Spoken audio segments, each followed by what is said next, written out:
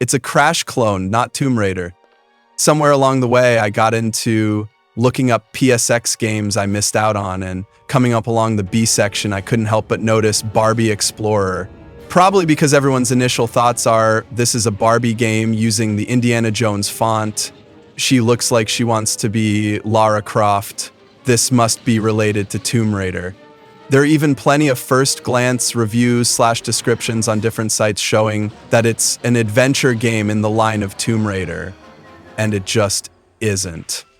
At its core, this is a simple clone of Crash Bandicoot, somewhat in the style of MS Kids, being similar to Super Mario Bros. 3, but not quite as polished as MS Kids, really. Graphics. Honestly, this game doesn't look too bad for a PS1 game. Maybe not so great by 2001 standards, as PS2 had already released by this point, but it has quite a lot going for it. Environments look solid. Barbie's face may have an eerie plastic look, which I feel is canon and acceptable, but you can see when she passes by different colored lights that she actually takes on a bit of their colored glow. There are all kinds of decent graphical details all around, even if it's a bit stiff in places. As much as this is imitating a plastic doll, I think it's fine. Might be some clipping and misplaced polygons now and then, and a bit of pop-in on some levels, but it's decent for a licensed game. Sound. Barbie Explorer is light on music. It actually goes for a bit of ambience, cutting in with a few random notes of music at various points, most of which are the same. Every now and then, Barbie herself will cut in and make a remark about something. Usually it's just her pointing out something. It's not great, but it's there. It sounds like her usual voice, so that's a plus. And it's a bit corny at times. Nothing great, but nothing bad. Controls. You have the option to use either an original digital controller or use an analog controller. Barbie only has 2 speeds, fast and slow. On a digital controller, you must hold R1 to walk, otherwise she will always run. On an analog controller, you may use R1 to walk as well, but you can also vary your speed using the analog stick. The problem is that since you only have 2 speeds, you must find that sweet spot between not moving, slow walking, or fast running. But you can vary your angle of walking/running/jumping easier than if you were just using digital. Otherwise, all Barbie can do is jump or interact with some objects. You can hold back from the direction you jump and let go of jump to slow your forward motion. Otherwise, prepare to commit to your jumps because you will otherwise catapult forward at a constant rate, which isn't bad if you anticipate it. Gameplay. As mentioned, this is basically a simple Crash Bandicoot game. You can't attack, but your goal is to run forward and jump or climb various obstacles to make it to the goal. Occasionally, Barbie must collect a key so that a door up ahead will open. Various animals or obstacles, including arrows being shot at you, can hurt Barbie. Depending on the difficulty, she can have up to 30 maximum lives on easy, 20 on normal, and 10 on hard. You can collect hearts to increase your lives, and you can collect diamonds as part of a separate challenge in the game, but is never necessary. Once you have finished 3 levels in an area, you will face a boss, or rather, you will try to not face the boss by avoiding it. The boss will try to kill you, and your goal is to get to avoid their attacks and grab the legendary item at the end. At first glance, this game starts out easy but begins to feel tough as nails. One of the first things to understand is that you can walk against any ledge, including most moving ledges, without falling off.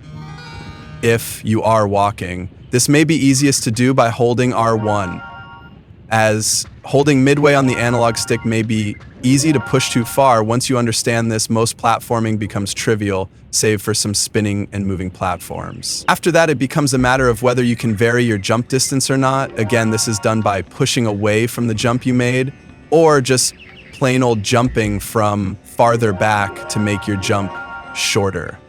At that point, the game becomes mostly decent. It still has its share of problems, graphical glitches, getting stuck on the corners of polygons, and especially blind jumps or upcoming obstacles you didn't anticipate. For a normal run-through, this will likely never make the game too difficult or impossible to beat, but throw in some self-made challenges / achievements, and the difficulty can be a bit more rough around the edges. The game is split up into 4 main areas, the last of which you must unlock, but the rest you can start in any order.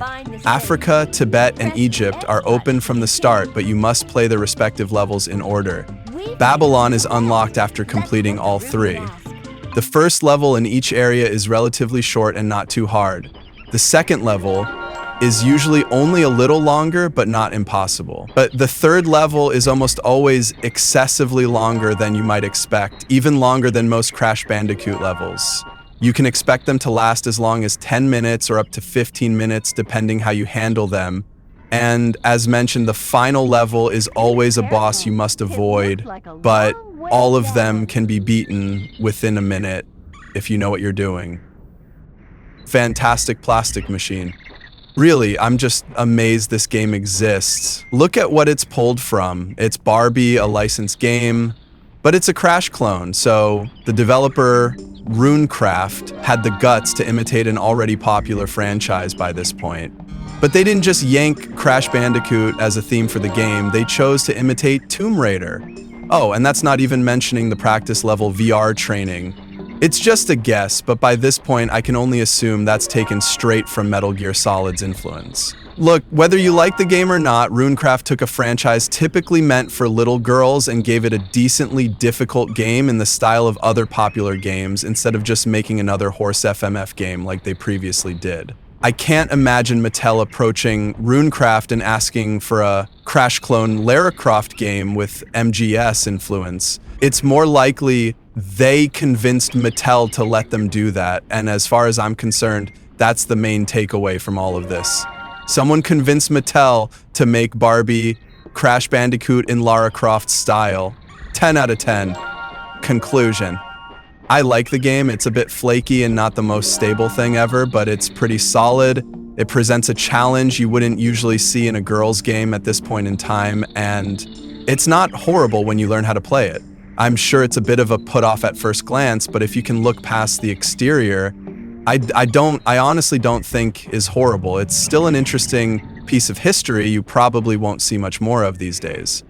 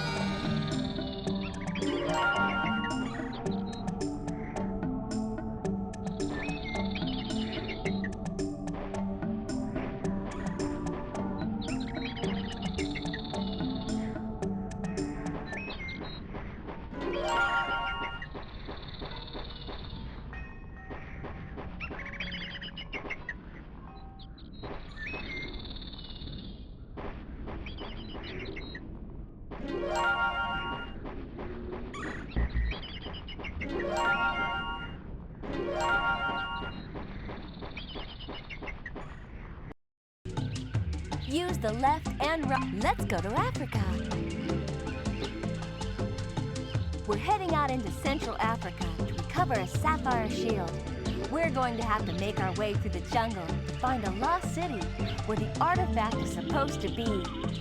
Press the X button to continue. Okay, here we are in the African jungle.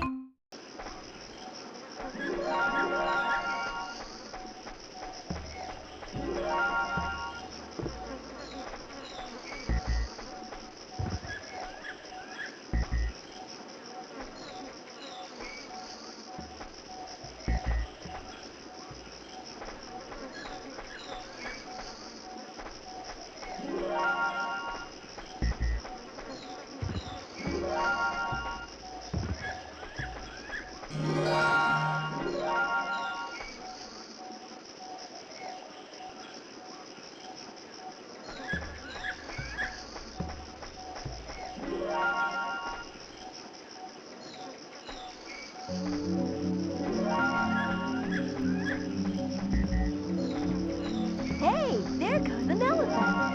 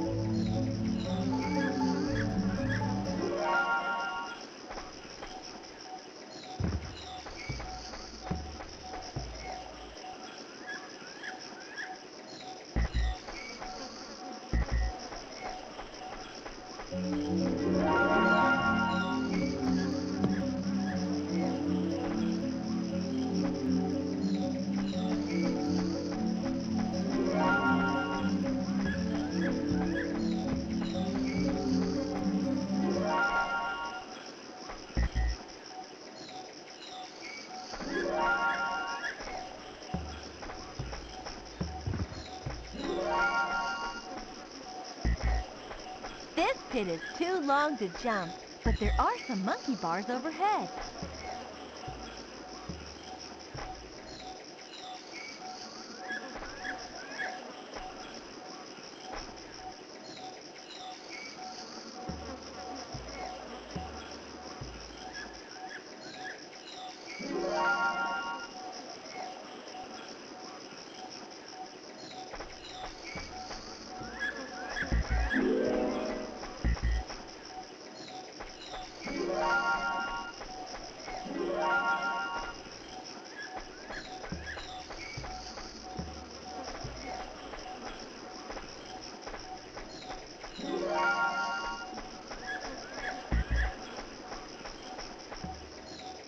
Watch out for the chimp.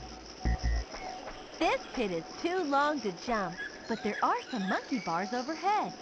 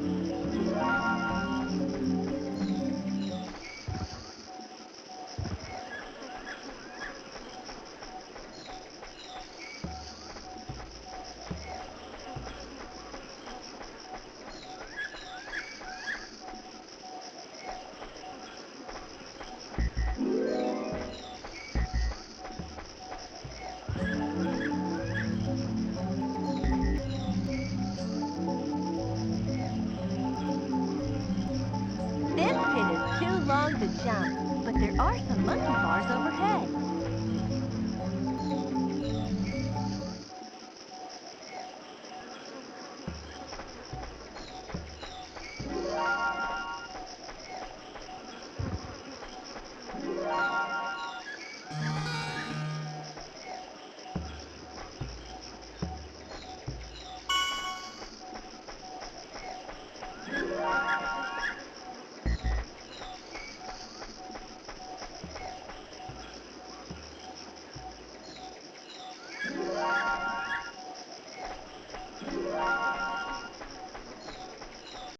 Congratulations, you've completed the level. Press the X button now to continue.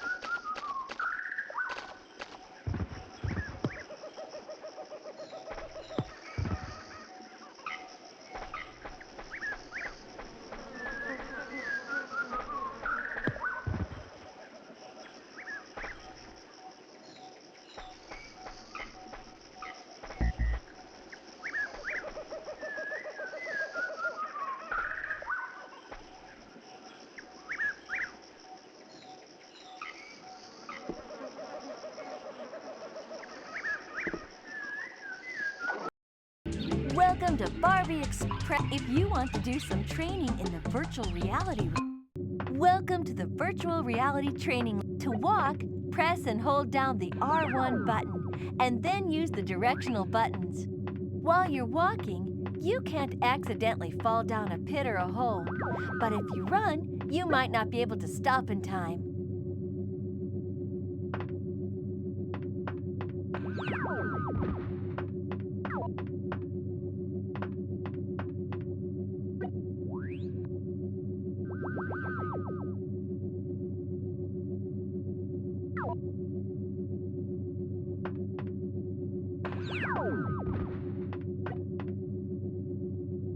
An object is blocking the path again. This time it can be moved by pulling it. To do this, move up close to the object, then press and hold the square button. Now press and hold the down directional buttons until the object has been pulled far enough away.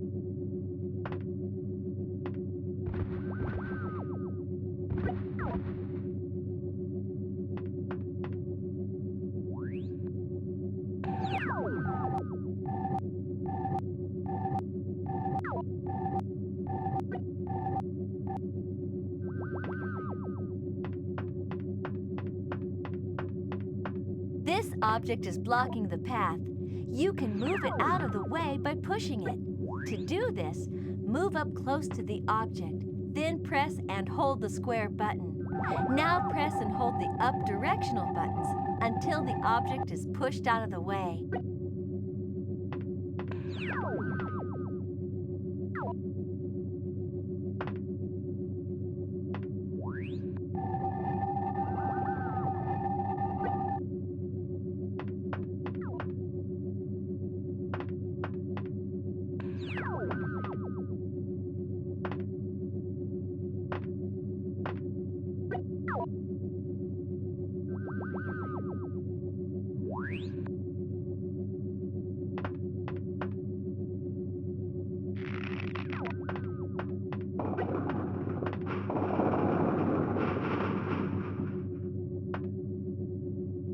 To open the door, you'll need to pull this lever. Get up close to the lever and then press the square button to pull it.